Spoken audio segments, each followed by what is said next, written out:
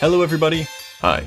Christmas has just passed us by, and alongside all of the flashy lights and gift giving throughout these holidays, I thought of a slightly different way to celebrate on this channel. Today I challenged one of my best friends and brother to Vishera Games to battle me in Pokemon, the only stipulation here being that we can only use our shiny Pokemon that we've hunted so far. We both happen to have 6 or more of them, so this was something we could easily put together, and I thought with all the shiny glimmering Pokemon, perhaps this was the perfect time of year for this occasion.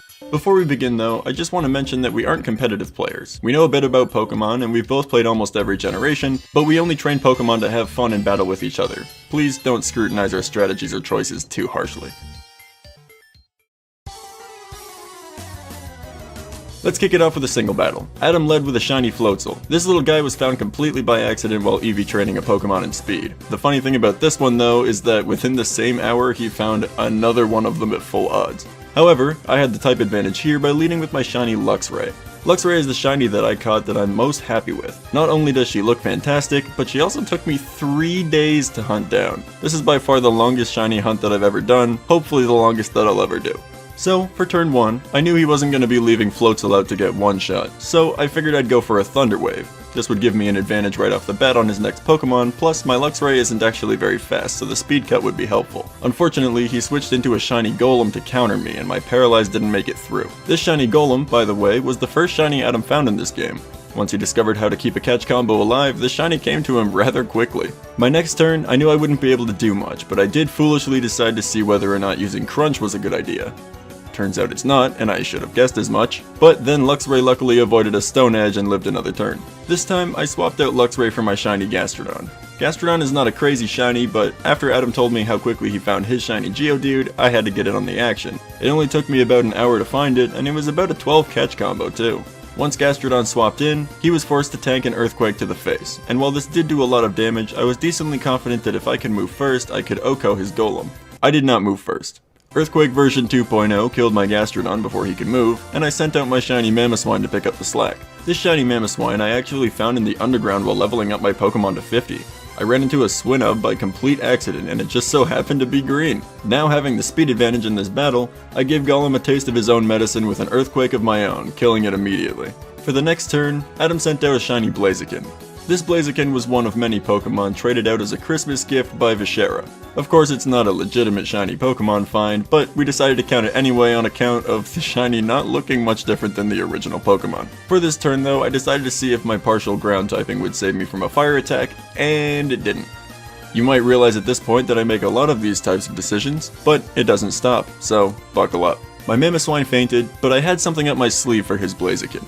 I sent out my shiny Altaria next. This Pokemon I actually found on Christmas Eve while trying out a new method I found on Majin Phil's YouTube channel. It's called the 17 method I guess, but if you're interested in knowing how to do it, I'll leave a link to the video I used in the description of this video. Anyways, with this shiny Altaria, I knew Blaziken wouldn't be doing much damage unless he used a strong recoil attack, which I could live with. Being in such a position, I decided to use Cotton Guard here to raise my defense after he tested Night Slash's damage. It didn't do too much, and with my defense now raised, I was set up for success. Then I bet money on a flying type move with 70% accuracy, but it worked out rather nicely for me in the end. The next Pokemon Adam would send out once again is the shiny Floatzel. I knew that it wouldn't be able to do much damage to my Altaria with water type moves, so I let my guard down. While I attempted to get some damage onto the opposing Floatzel, it turns out that he had Blizzard and my Altaria got absolutely decimated. But I wasn't out of ideas yet.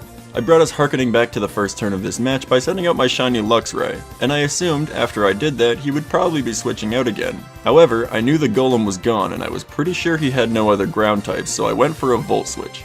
It's a special move and my Luxray is primarily a physical attacker, but I also wanted to swap out to counter his Pokemon change, so I kinda liked this idea. However, Adam had a different idea.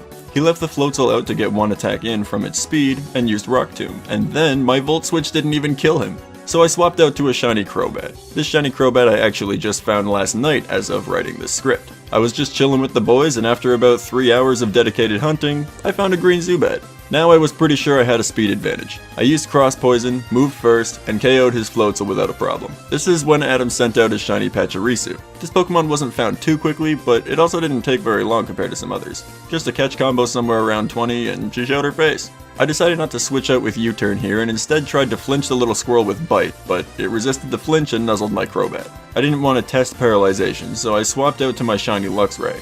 He immediately tanked a Super Fang, which was pretty harsh, but the citrus berry he was holding really helped out in that regard. For our next turn, he used Super Fang once more to whittle me down, and I returned the favor with a crunch that just barely didn't kill this tiny thing. Fortunately for me though, he bet his next turn on a 70% accurate Thunder, which missed, and I picked off the shiny Pachirisu with another crunch. For his second last shiny Pokemon, Adam sent out his shiny Ampharos. If I remember right, this was his second shiny catch and it was pretty agonizing as well. His Ampharos used Power Gem and took out my Luxray pretty quickly, so I decided to bring in the last member of my shiny party, a shiny Purugly.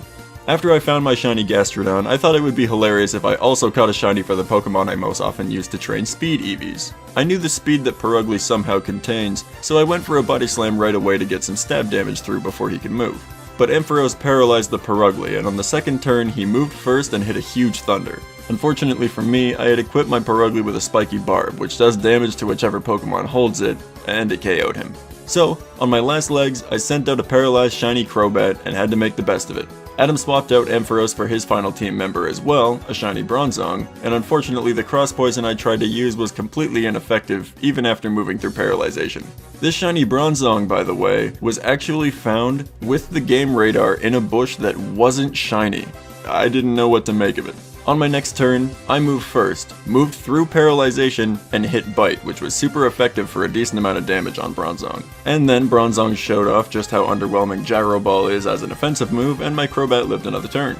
But the Paralyze finally caught up to me, and Crobat was unable to move, tanking another attack from Bronzong and coming that much closer to defeat. On the next turn, I was able to get a Bite to connect, and it even flinched the Bronzong, and just as things were starting to look barely possible, Crobat was too paralyzed to move again, and Bronzong took him out. And that was our first all-shiny single battle. I liked how this went down because we had a ton of different types covered with all sorts of moves and a variety of special and physical Pokemon. Plus we even got to see all of the shiny Pokemon from both of our teams, so that's a nice touch. But let's see just how these teams might fare in a double battle setting.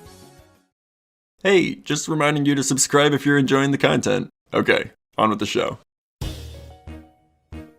So to lead, Adam sent out Floatzel and Pachirisu, while I led with my Altaria and Gastrodon. I was comfortable knowing that Altaria would resist both water and electric attacks, but I forgot that Floatzel was equipped with Blizzard. And then both of my Pokemon took a huge hit from it. Altaria healed up with a berry after the attack, just in time for Pachirisu to half its remaining HP with a Super Fang. Now that my Pokemon could attack, Pachirisu was forced to take a Dragon Pulse as well as an Earth Power, from which it wasn't able to survive. After bringing out his Golem, Adam used Blizzard once again, KOing my Altaria. Golem Stone Edged my Gastrodon, but it didn't do much, and then Gastrodon responded with Muddy Water, OHKOing the Golem. Having both lost a Pokemon here, we sent out a new team member each, mine being Mamoswine and his being Blaziken. Floatzel used Blizzard, which nearly KO'd Gastrodon, and then Blaziken used Flare Blitz, OHKOing my Mamoswine. It's almost as if I should have known that was going to happen.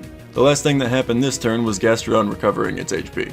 I sent out my shiny Crobat, and right away Blaziken baton passed its speed boost to Bronzong. Crobat did a bunch of damage to Floatzel with Cross Poison, Floatzel missed a Blizzard attempt, and Gastrodon used Muddy Water again, slowly whittling down the Pokemon on the field. For the next turn, Crobat super affected the Bronzong with Bite, but failed to flinch him. Floatzel used Blizzard again, dealing almost 50% to Crobat. Gastrodon took out the Floatzel with Earth Power, and Bronzong almost KO'd Crobat with a Gyro Ball. Adam sent out his second last team member, Ampharos, and I decided to take out the Bronzong before Crobat could die to an electric attack.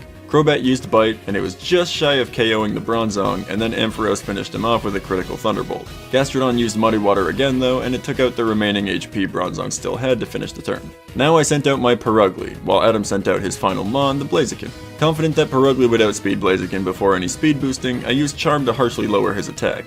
Blaziken almost took out Gastrodon with a Night Slash, Ampharos took about 60% off Purugly with a Thunderbolt, and then Gastrodon took out Blaziken with one Earth Power.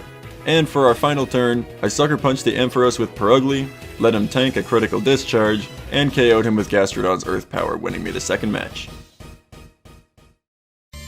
And we haven't done a tiebreaker, but if for any reason you'd like us to pit our shiny Pokemon against each other once again, let us know in the comments below. Perhaps by the time that happens we'll actually have caught more shinies to pick from as well. I know I have caught one that I didn't use for this video, which is a Kricketune I found at full odds running through Eterna Forest. And hopefully in the future, we continue collecting more. Shiny hunting can be pretty tedious, but I've had a lot of fun doing it, and a lot of my free time over the last month has been poured into it, so if you'd like to see more, I'll keep the train running. But for now, I've been Myloe, and I'm out.